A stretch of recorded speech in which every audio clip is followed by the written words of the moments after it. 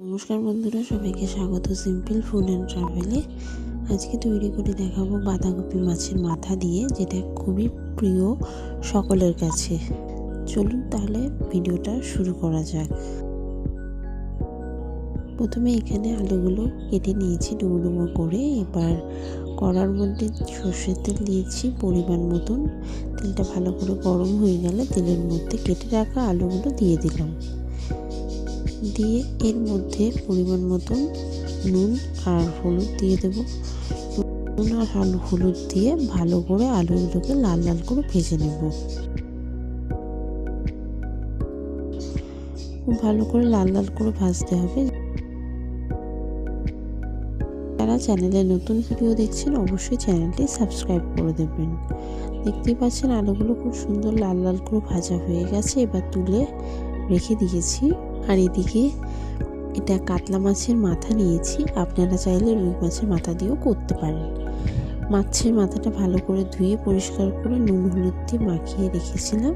এই তেলের মধ্যেই দিয়ে দিলাম মাছের মাথাটা। দিয়ে ভালো করে মাছের মাথাটাকে ভেজে নিতে হবে যতক্ষণ না পর্যন্ত মাথাটা নরম হচ্ছে, ভাঙছে, ভালো করে ভেজে নিতে হবে। আর এদিকে বাঁধাকপিটা হালকা ভাপিয়ে রেখে দিয়েছি। দেখতেই পাচ্ছেন অনেকটা পরিমাণে বাঁধাকপি আছে এখানে। মাছের মাথাটা বেশ খানিকটা নরম হয়েছে, ভালো করে ভেজে নিতে হবে। ভালো করে ভেজে নিতে হবে। আর মাছের মাথাটা প্রচুর পরিমাণে তেল ছিল, তাই জন্য তেলও বেরিয়েছে। আর এদিকে আলু আর মাছের মাথা ভাজা হয়ে গেছে। আর সেই তেলের মধ্যে 1/2 চা চামচ সাদা জিরে আর 2টো তেজপাতা, 3টে শুকনো লঙ্কা দিয়ে ভালো করে ভেজে নিয়েছি 2 মিনিট। ভালো করে ভাজা হয়ে গেছে। এবার এর মধ্যে দিয়ে দিলাম একটা মিডিয়াম সাইজের পেঁয়াজ কুচি। পেঁয়াজটাকে ভালো করে ভেজে নেব। যারা চ্যানেলটি সাবস্ক্রাইব করেছেন তাদেরকে অসংখ্য ধন্যবাদ। এবার এর মধ্যে দিয়ে দিলাম 1 চামচ আদা বাটা। আদা বাটাটা দিয়ে ভালো করে আবারও ভেজে নেব। ভাজা হয়ে গেছে। এবার এর মধ্যে 3-4টে কাঁচা লঙ্কা দিয়ে দিলাম।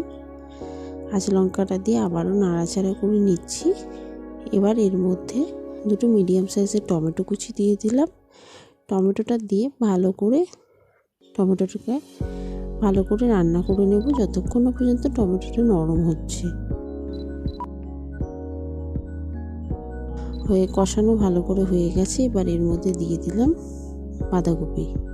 বাঁধাকপি দিয়ে ভালো করে রান্না করে নিতে হবে 5 মিনিট। আর এর মধ্যে দিয়ে দেব পরিমাণ মতন হলুদ গুঁড়ো দিয়ে ভালো করে নাড়াচাড়া করে নেব। ভালো করে মিশিয়ে নিতে হবে।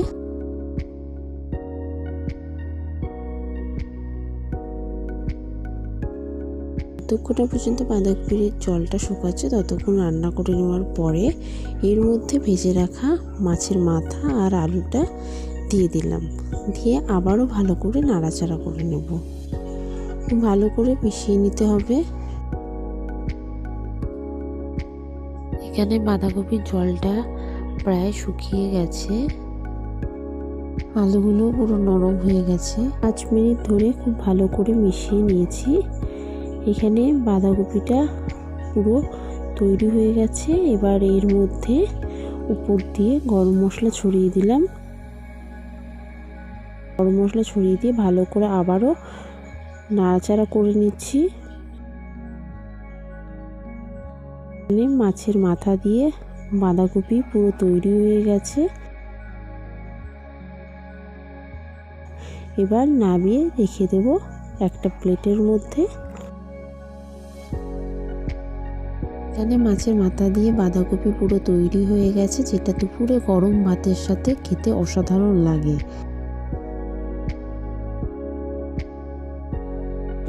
আপনাদের ভিডিওটা কেমন লাগলো অবশ্যই জানাবেন। আশা করি ভালো লেগেছে। ভালো লাগলে লাইক শেয়ার কমেন্ট করবেন, চ্যানেলটা সাবস্ক্রাইব করে দেবেন।